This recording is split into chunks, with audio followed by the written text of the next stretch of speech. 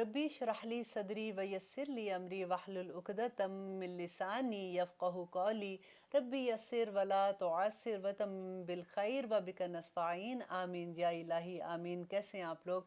अल्हम्दुलिल्लाह अल्हम्दुलिल्लाह। अल्लाह का बड़ा एहसान है कि हमें अल्लाह सुब्हानहू व तआला ने इस महीने में दाखिल होने का मौका दिया।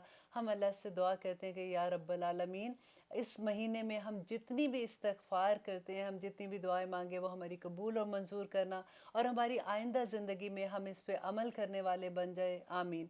तो आइए देखते हैं, हम स्टार्ट करते हैं सूरत अन-निसा आयत नंबर 85 में अल्लाह सुब्हानहू व तआला हमें क्या सबक देते हैं। और फिर वही बात, हर प्रोग्राम की तरह मैं यही दुआ करूँगी कि जो कुछ हम सीख रहे हैं या रब्बल आलमीन हमारे अमल में ढाल दे, ताकि हम बेहतरीन इंसान बन जाएं, ताकि हम चलता फिरता कुरान बन जाए, आमीन। अब आगे है कि आयत नंबर 85 में कि मन यशफ़ा शफ़ाअतन हसना, और जो कोई सिफारिश करेगा, सिफारिश कौन सी? अच्छी, यकुन होगा लहू उसके लिए नसीबुन हिस्सा मिनहा इसमें से। अब यहाँ पे क्या है कि जो कोई सिफारिश करेगा अच्छी, तो उसमें से उसको हिस्सा मिलेगा। अब अच्छी सिफारिश क्या है? फॉर एग्ज़ाम्पल हमारे घर में काम करने वाली हैं, अगर उनमें से कोई बीमार हो जाती है तो उसको उसके तो इतना नहीं है कि वो किसी अच्छे डॉक्टर को जानती है, कोई ऐसी बीमारी है जिसमें उसको किसी अच्छे डॉक्टर की ज़रूरत है, तो आप किसी को जानते हैं, आप उनको कॉल करके कहते हैं कि अच्छा मेरी काम वाली ऐसी आ रही है, तो आप ज़रा उसको देख लेना। तो वो जब उसको देखते हैं तो उसका इलाज करते हैं, तो ये अच्छी सिफारिश है। फॉर एग्ज़ाम्पल किसी गरीब के घर में कोई शादी है, उसे जहेज़ की तैयारियां नहीं हो रही, उसे खाना नहीं खिलाया जा रहा, तो आप अपने फ्रेंड्स को ये कहते हैं कि देखो उसकी हेल्प मिल के करते हैं सारे, तो ये अच्छी सिफारिश है। आप किसी को ख़ुद कुरान पढ़ने जाती हैं और कोई कुरान क्लास अटेंड कर रही हैं, और आप अपनी दोस्त को कहती हैं कि ये बहुत अच्छी क्लास है, तुम भी मेरे साथ चलो, और वो आपके साथ चली जाती है, ये अच्छी सिफारिश है। तो इसी तरह से जब भी हम कोई नेकी की चीज़ दूसरों को बताते हैं और उसको आगे फैलाने की कोशिश करते हैं, क्योंकि एक्चुअली हम क्या कर रहे होते हैं, वतवस्सौ बिल हक़्क़ि वतवस्सौ बिस सब्र करते हैं ना, वही वाली आयत पे अमल करने की कोशिश करते हैं, तो अल्लाह सुब्हानहू व तआला बहुत अजर देते हैं फिर। तो यहाँ पे अल्लाह सुब्हानहू व तआला वही बात कर रहे हैं कि जो कोई सिफारिश करेगा अच्छी, तो अल्लाह सुब्हानहू व तआला उसमें से उसको हिस्सा देगा। वमन यशफ़ा, और जो कोई सिफारिश करेगा, शफ़ाअतन सिफारिश, सय्यतन बुरी, यकुन होगा लहू उसके लिए किफ़लुन हिस्सा मिनहा उसमें से, कि जो बुरी सिफारिश करेगा। अब बुरी सिफारिश क्या है? जैसे फॉर एग्ज़ाम्पल आपके पास आपके कोई जानने वाले हैं, और आप किसी कंपनी को जानते हो जिसमें हायरिंग हो रही है, या फिर उनको कोई एम्प्लॉय चाहिए, तो आप वो कोई आपके पास आता है और आके कहता है कि मेरी जॉब के लिए ज़रा सिफारिश कर दें, आप तो फ़लाँ को जानती है ना, मुझे वहाँ पे जो नौकरी नहीं मिल रही है। और अगर तो वो बंदा उसका हकदार है, तो आप अगर सिफारिश करेंगे तो वो अच्छी सिफारिश होगी। लेकिन अगर वो उसका हकदार नहीं है, तो फिर क्या होगा कि आपके कहने से अगर उसको जॉब मिल गई, तो किसी ना किसी का हक मारा जाएगा, राइट?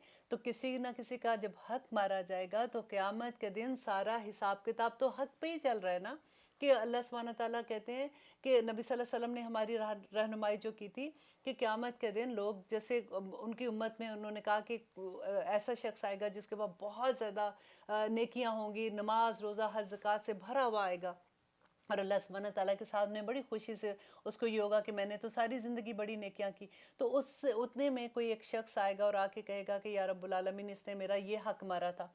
तो अल्लाह सुब्हानहू व तआला फ़रिश्तों को कहेंगे कि इसकी नेकियां उस बंदे में डाल दे, क्योंकि वहाँ पे तो करेंसी कोई होगी नहीं, या वहाँ पे तो ये सारा मामला ही हमारा वो होगा, जो हमारे गुड डीड्स हैं और हमारे बैड डीड्स हैं, वही हमारी करेंसी होगी। तो उसके नामा माल में डाल दिया जाएगा। इस तरह से कोई और हक लेने वाला आ गया, तो उसके नामा माल में डाल दिया जाएगा।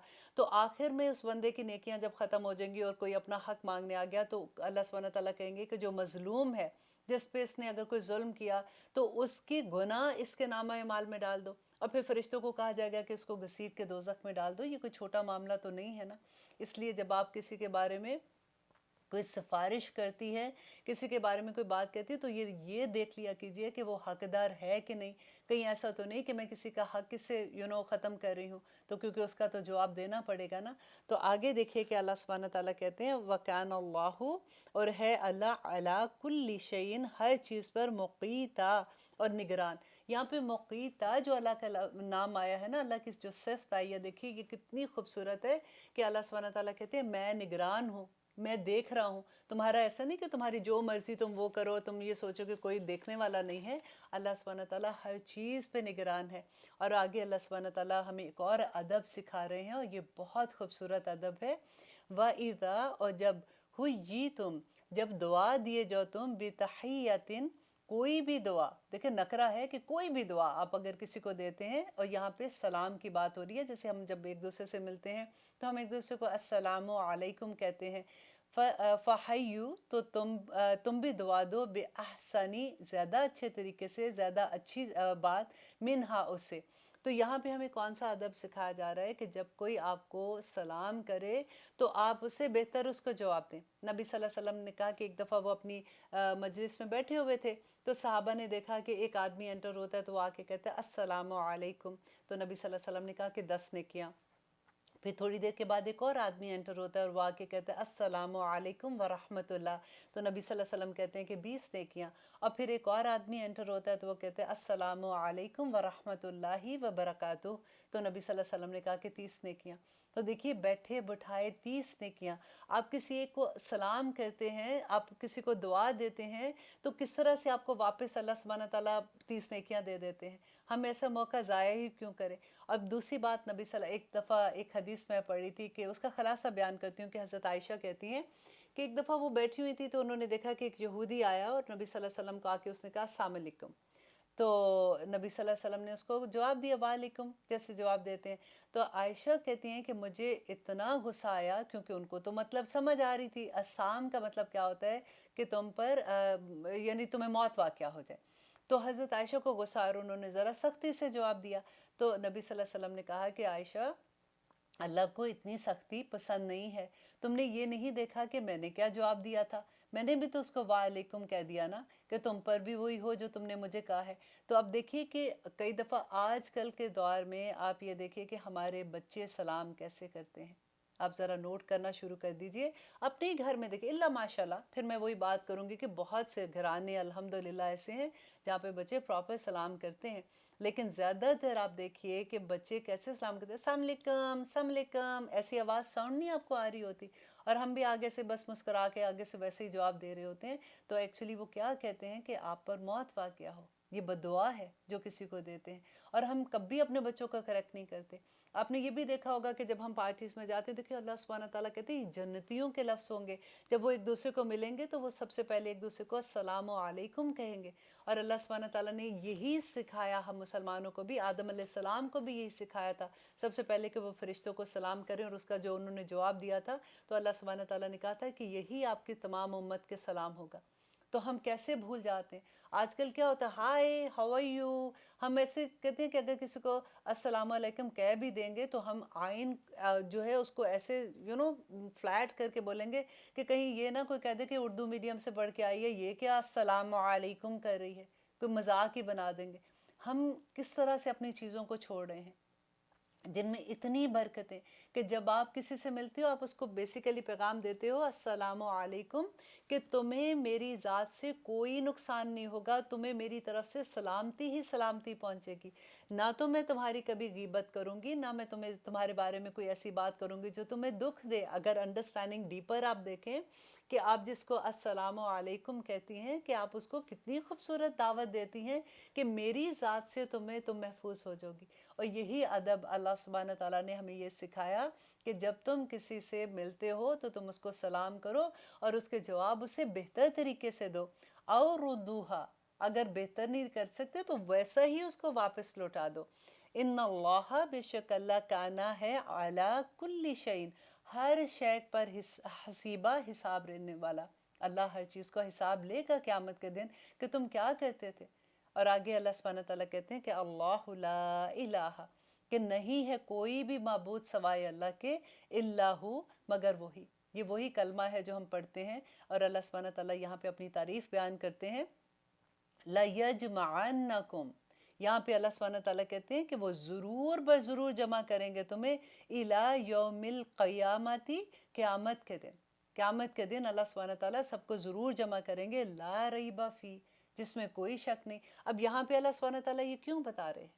اس لیے بتا رہے ہیں کہ اگر تم اللہ سبحانہ تعالیٰ کے احکامات نہیں مانتے ہو، تم ویسی زندگی نہیں گزارو گے، تو تمہیں کیا لگتا ہے کہ کوئی پوچھنے والا نہیں، اللہ حساب لینے والا ہے، اور قیامت کا دن تو آ کے رہنے والا ہے نا۔ مشرکین مکہ کیا کہتے تھے؟ کوئی ایسا دن نہیں آنا، قیامت کے دن کوئی حساب کتاب نہیں ہونا، جو کچھ ہے وہ اس دنیا میں ہی ہے۔ اللہ سبحانہ تعالیٰ نے نبی صلی اللہ علیہ وسلم کو بھیجا تھا، تو بار بار جو ایک لفظ کہا تھا کہ انذار کرو انذار کرو، وہ اسی وجہ سے تھا کہ جس انسان کے دل میں قیامت کا ڈر ہوگا نا، وہ قدم بھی پھونک پھونک کے اٹھائے گا۔ وہ ایسے نہیں کہے گا کہ ٹھیک ہے پھر جو میرا دل کیا میں ویسے ہی کر لوں، مجھے کون پوچھنے والا ہے۔ میں بھی اس دنیا میں اس کو کوئی پوچھنے والا نہیں ہے، لیکن آخرت میں اللہ سبحانہ تعالیٰ اس کے سامنے سارے اس کے عمل لے آئیں گے۔ ہمیں دعا کرنی چاہیے کہ یا رب العالمین، ہمیں ایسے لوگوں سے محفوظ رکھنا، ہمیں ایسی دوستیاں ہماری رکھنا جو ایسے لوگ ہوں جو ہمیں نیکی کے راستے پہ چلنے والے بنا دے، جن کو دیکھ کے ہمارے اندر یہ رغبت پیدا ہو، کیونکہ انسان اپنے دوستوں سے پہچانا جاتا ہے نا۔ ایسے دوست آپ کے ہوں جو آپ کو اللہ سبحانہ تعالیٰ کی یاد دلاتے رہیں، جو آپ کو یہ بتاتے رہیں کہ ایک دن ایسا ہے جس میں ہمیں اپنے اعمال کا جواب دینا ہے۔ تو اللہ سبحانہ تعالیٰ سے انشاءاللہ یہ دعاؤں میں شامل رکھا کیجئے کہ یا رب العالمین ہمارے ارد گرد ایسے لوگوں کو شامل کر دے جو ہمیں نیکی کی راہ میں چلانے والے ہوں، ہمارے ساتھی بن جائے، آمین ثم آمین۔ آگے دیکھیے اللہ سبحانہ تعالیٰ کہتے ہیں کہ لا ریب فی، کہ اس دن کے آنے میں کوئی شک نہیں، ومن اصدق، کہ اس سے زیادہ سچا کون ہے، من اللہ، اللہ سے، حدیثہ، بات میں، کہ اللہ سے اس بات میں اور کون زیادہ سچا ہوگا کہ یہ دن آ کے رہنے والا ہے جس دن حساب کتاب ہوگا۔ اور آگے اللہ سبحانہ تعالیٰ کہتے ہیں آیت نمبر 88 میں، فما لکم، کیا ہو گیا ہے تمہیں۔ دیکھیے اللہ سبحانہ تعالیٰ جیسے ایسے ورڈز جب آتے ہیں، جب آپ پڑھتے ہیں نا، تو غور کیا کیجئے اس کی، اللہ سبحانہ تعالیٰ کی محبت، اللہ سبحانہ تعالیٰ کا غصہ، اللہ سبحانہ تعالیٰ کا پیار جیسے ان لفظوں میں ملتا ہے کہ کہ کیا ہو گیا ہے تم لوگوں کو، اس طرح سے بات ہوتی ہے نا کہ فما لکم، تو کیا ہے تمہیں، فی المنافقین، کہ منافقوں کے بارے میں، فیاتینی، کہ تم دو گروہ ہو رہے ہو۔ تمہیں آخر کیا ہو گیا کہ منافقوں کے بارے میں تم سوچ رہے ہو کہ یہ ٹھیک ہے یا نہیں ہے، یا ہم ان کے ساتھ ایسے سلوک کریں یا نہیں کریں، تم آپس میں ایک دوسرے سے اس بارے میں بحث کر رہے ہو۔ واللہ، اللہ نے ارکسہم، ان کو پھیر دیا، بما کسبوا، اس وجہ سے جو وہ عمل کرتے تھے۔ یہاں پہ دیکھیے بما کسبوا، سوچنے والی بات ہے کہ اللہ سبحانہ تعالیٰ کہتے ہیں مجھے کیا مصیبت پڑی میں تجھے تکلیف میں ڈالوں، میں تجھے پریشان کروں، میں غم میں ڈالوں، تیرے اپنے اعمال ایسے ہیں۔ یہ وہی بات ہے بما کسبوا، کہ ان کے اعمال کی وجہ سے اللہ سبحانہ تعالیٰ نے ان کو پلٹا دیا تھا۔ یہاں پہ یہ بات ہو رہی ہے کہ نبی صلی اللہ علیہ وسلم نے، جیسے کیونکہ جب مکہ سے ہجرت کی تھی مدینہ کی طرف، تو اللہ سبحانہ تعالیٰ کی طرف سے یہ فرض کے لیول پہ آ گیا تھا کہ سب مسلمانوں کو ہجرت وہاں سے کر کے مدینہ کی طرف جانا ہے۔ ریزن کیا تھا کہ اللہ سبحانہ تعالیٰ کے مسلمان جو تھے وہاں پہ، کیونکہ تعداد ابھی کم تھی، کہ ان میں اسٹرینتھ ہوتی ہے ایک دوسرے کے لیے، اب وہ ایک جگہ پہ اکٹھے ہو جائے، کیونکہ جہاں جہاں بھی مسلمانوں کو اسلام پہ عمل کرنے سے روکا جا رہا تھا، تکلیف دی جا رہی تھی، تو اب یہ ایک امن کی جگہ تھی جہاں پہ مسلمانوں کو حکم مل گیا تھا کہ اب سارے وہاں پہ ہجرت کرے، اور جو ہجرت نہیں کریں گے، اللہ سبحانہ تعالیٰ کا ان کے بارے میں جو اگلی انشاءاللہ آیت میں ہم پڑھیں گے، ایک ایسے حکم آ گیا تھا کہ وہ مسلمان ہی نہیں ہیں۔ تو یہاں پہ اللہ سبحانہ تعالیٰ وہی کہہ رہے ہیں کہ وہ لوگ جنہوں نے ہجرت نہیں کی تھی، اور وہ نبی صلی اللہ علیہ وسلم سے، مطلب صحابہ میں یہ بات ہوتی تھی، کیونکہ اگر وہ مشرکین مکہ کے پاس ہیں اور انہوں نے ہجرت بھی نہیں کی ہے، اور ان کے ساتھ مل کے وہ کوئی جیسے جنگ کے لیے آتے تھے، کیونکہ مشرکین مکہ تو اگینسٹ تھے مسلمانوں کے، اب وہ جنگ کے لیے آتے ہیں تو وہ ان کے ساتھ جنگ کے لیے بھی آتے ہیں، کیونکہ وہ ان کے ساتھ رہتے ہیں، یا ان کو مال دے کے ان کی ہیلپ کرتے ہیں، یہ کسی بھی طرح سے کہ ان کے ساتھ رہ کے ان کی تعداد زیادہ بڑھانے میں ان کی مدد کرتے ہیں۔ تو اللہ سبحانہ تعالیٰ یہاں پہ کہتے ہیں کہ ان کے ساتھ کیا سلوک کیا جائے، آگے پھر انشاءاللہ منافقین کی کھول کھول کے اللہ سبحانہ تعالیٰ آیات بیان کرتے ہیں، کیونکہ اب دیکھیے کہ پہلے ہم نے جو پڑھا تھا نا، تو اللہ سبحانہ تعالیٰ نے کہا منافقین ہے، تم اعراض کرو ان سے، تم منہ موڑ لو ان کو، زیادہ تمہیں اب پریشان ہونے کی ضرورت نہیں ہے، بس ان کو نصیحت لیکن کرتے رہو، میں بھی ان کے دل بدل جائے۔ لیکن اب آیات ایسی آتی ہیں جہاں پہ اللہ سبحانہ تعالیٰ پھر کھول کے بیان کرتے ہیں کہ جو منافق ہے ان کے ساتھ کیا سلوک کیا جانا چاہیے، کہ اگر وہ کہتے ہیں کہ وہ لوگ تم لوگ دو گروہ ہو گئے ہو، کہ ایک یہ کہتے ہیں کہ اگر وہ مشرکین مکہ کے ساتھ آتے ہیں حملہ کرنے کے لیے تو پھر ہم ان کے ساتھ جنگ کیسے کر سکتے ہیں، وہ تو مسلمان ہیں، مسلمان کو اگر مارا جائے گا تو وہ تو پھر مسلمان دوسرے کو اس کا دیت دینی پڑے گی، اگر غلطی سے کر جاتے ہیں، خطا قتل ہوتا ہے، اور اگر دوسرا ہوتا ہے تو دوسرے کی جان بھی اسی طرح سے لینی ہوتی ہے۔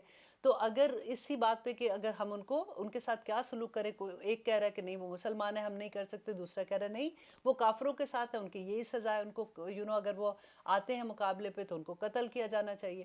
تو اسی بارے میں اللہ سبحانہ تعالیٰ یہاں پہ کہتے ہیں کہ آتوریدونا، کیا تم چاہتے ہو ان کے تہتدو، کہ تم ہدایت دو، من جس کو اضل اللہ، کہ جس کو اللہ نے گمراہ کر دیا، کہ تم اس کو ہدایت دینا چاہتے ہو، کیونکہ اللہ سبحانہ تعالیٰ نے پچھلی آیت میں کہا تھا نا کہ ارکسو، کہ ارکسوہم، کہ اللہ سبحانہ تعالیٰ نے ان کو پھیر دیا اس وجہ سے کہ ان کے اعمال کی وجہ سے۔